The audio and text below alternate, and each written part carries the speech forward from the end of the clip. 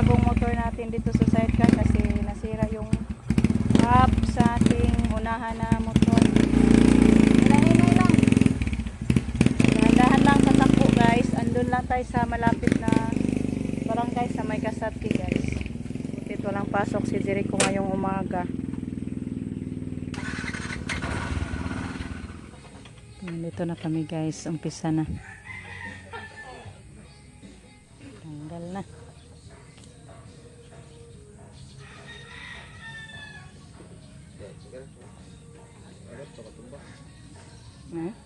Takad to. Guys, ayan, dito na yung ating bagong motor na ano na guys, na ikabit na. So, hindi ako naka-video pag uwi ni Rico kasi doon ako sa garden guys. Ayan, thank you po ma'am. Ayan, thank you Lord sa grasya ni ma'am guys. Napaganda lalo masyado yung ating sidecar kasi bago na ang motor natin guys. So, pasensya lang sa ating motor. Medyo marumi guys. Ngayon pa dumating si Rico. Kakuha nito. Kasi umuwi ako kanina guys. Umaga. Then si Rico na lang nagkuha nito. Diretso nagkuha ni Gian. Kaya hindi ako nakakita pagdating nila. Kasi doon ako sa lupa. Doon nila ni ate. Nag-garden ako guys ba. Kaya ngayon pakita ko kay ma'am. Ayan po ma'am. Thank you so much. Si Lord magbawa sa inyo ma'am ng maraming blessings at good health palagi sa buong pamilya niyo po ma'am. Thank you so much. A billion folds of thank you so much sa inyo ma'am, sa whole family niyo po. So yan, sabi ni Rico kanina ano daw siya guys, na masahero. Ang kita lang niya is 40 pesos kasi kaisang biyahe lang ba patungo siya ni Gian. Siguro yan na nung ano natin ito guys, pang source of income ni Rico, mamasada. So, maganda na talaga Jericho, tingin-tingin. Andun na si Justin nagluto, busy sila nagluto. Kain na lang ako guys, kay relax pa naman. So yan, thank you Lord na nagiging taon tayo. Napaka magandang sakyanan. Yung isa na lang nag-order na si Jericho ng ano niyan guys, yung nung pang ano guys ba, pang paayos ng mga parts nito. So nag-order na lang siya kay mas mura-mura. Guys, luto na. Wow, nilagyan pala ni Justin ng ketchup. Super yummy. Kinetchup pang manok. Kain na tayo guys. May nasukad na si Gian na mga kanin. Dagot sala dong. Hello guys. Good morning. Punta tayo sa kabila guys. Mag-harvest tayo sa ating palay doon. Nabatid ako ni Justin. Thank you Lord at marunong na si Justin mag-drive. Hello guys. Andun na sila mga kasamahan ko guys. Nahuli na ako. Doon kami mag-una mag-harvest sa palay ng kapatid ko guys. Then pagkatapos lipat kami doon sa amin na palayan. So tulong-tulong lang ako sa mag-harvest nila doon sa kapatid ko para madali-dali konti. Kasi konti lang daw yung nangani na guys. Uso na kasi ngayon ang harvester. Wala ng mga taong mag-ani. Konti na lang yung mga ngani guys. Kasi kadalasan pa-harvester. Konti lang din naman yung trabaho natin. Yan yung may yelo. Yung andun sa malapit sa bahay. Yan yung sa atin guys. Yung sa kapatid ko andun. Dito na sila guys. May na 1, 2, 3, 4, 5, 6 6 pang 7 ako. So mag-anim na ako guys, dito ako. Yan yung palayan sa kapatid ko guys. Kami guys, punta na kami doon sa amin. Ay! Kuyawan man ta diri.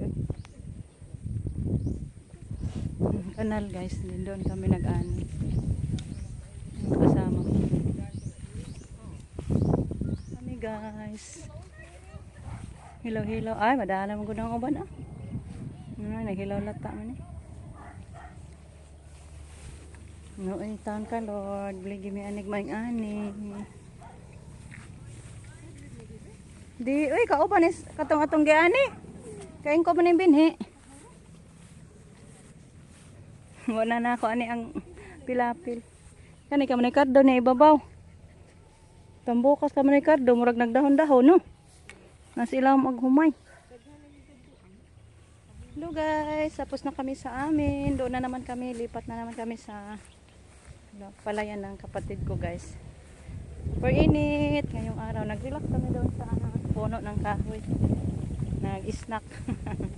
Mainit. Uminom kami ng tubig. Tapos na kami nagputol.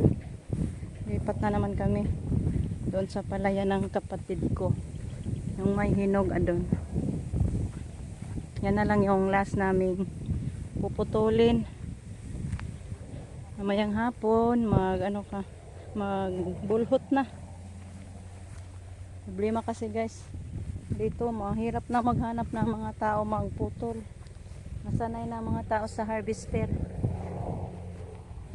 Malagkit rice na palay ng kapatid ko guys. Laki-laki yung malagkit rice niya. Yan pataas. Malagkit rice. Ang ganda po rin buyag sa malagkit rice na palay ng kapatid ko.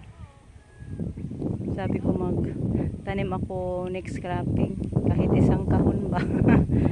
Para hindi na ako maghirapan hanap ng malagkit rice. Mabuti na lang binigyan ako ng bigas ng kapatid ko na malagkit rice. So tayo na guys. Punta na tayo dito sa ating tatapusin. Last na lang to. Uwi na kami pag matapos na to. Bago kami magtanghalian, ito na lang yung tatapusin namin. So see you na lang mamaya guys. Tapos na kami guys. Pauwi tayo doon sa bahay ng kapatid ko guys. Doon tayo magtanghalian. Ay malubong ta guys sa putik. Ay sa bahay ng kapatid ko magtanghalian guys. Nagdala ko kanina ng bigas. At nagpabili din ako ng kapatid ko na isda. Then yung sister-in-law ko na lang yung nagluto. Kain tayo ng tanghalian guys. Abangan natin anong niluto. Dito mga bahay ng pinsan ko guys.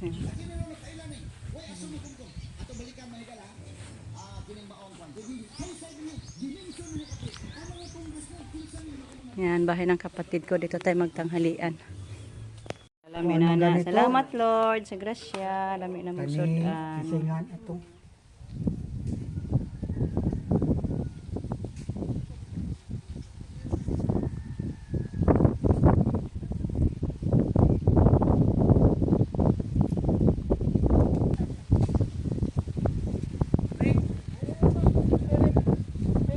Walang manghakot guys. Kami na lang.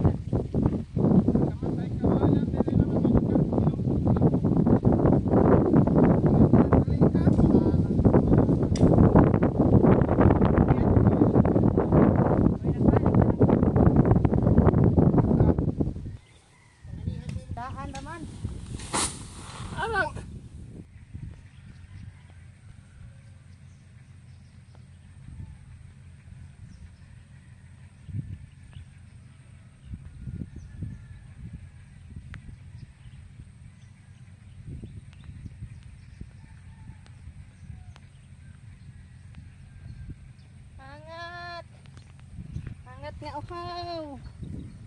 Diyos ko Lord, tabang.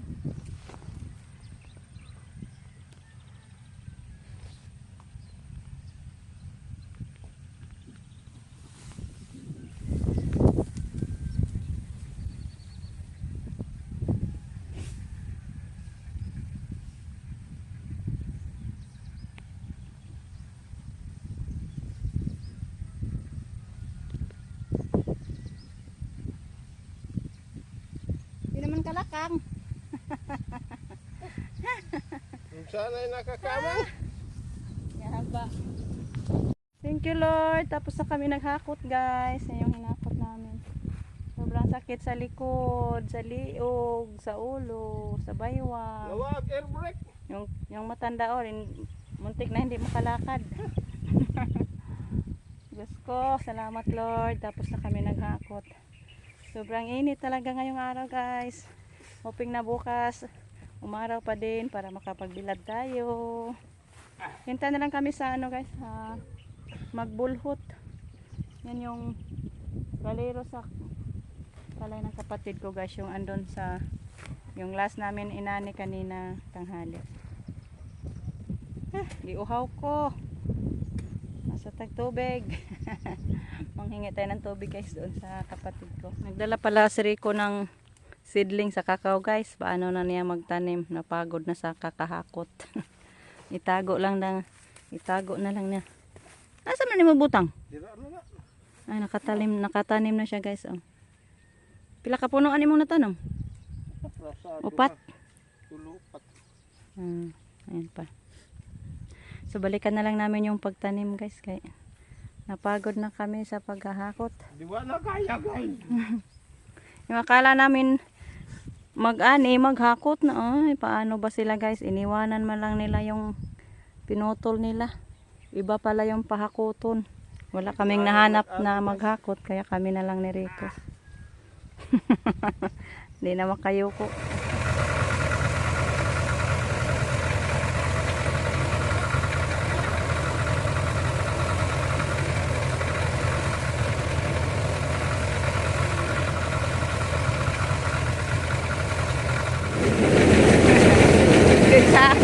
Uli na mo ko na.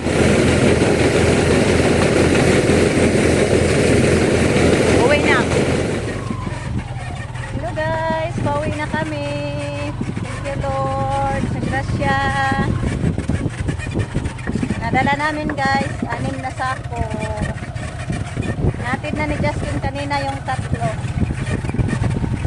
8 lang kasako yung ano natin guys, na harvest. Yung isa binigay ko sa nagputol, yung isa sa nagbulhot. Yung sa atin is 6. So, thank you Lord. Justin ang nagkuha. Kanina yung uniform. 3rd year na lang si Jericho guys, isang uniform mo lang. Hello. Tiis-tiis lang, matapos din guys. Next year mag-OJT na. Mag-iba na naman ang uniform. So may niloto si Justin dito guys. Guys. Ay sabi na, long corn beef. Ay beeflo pala, sorry. Wow. May tawag nito, ginataang talbos with piniritong tulingan. Yung sobra kaninang umaga na pinirito natin guys. Sinahugan ni Justin ng talbos ng kamote plus gata. So yummy yung ulam natin. Thank you Lord. Kain na tayo guys, kay sakit ng katawan ko guys. Gusto ko nang humiga.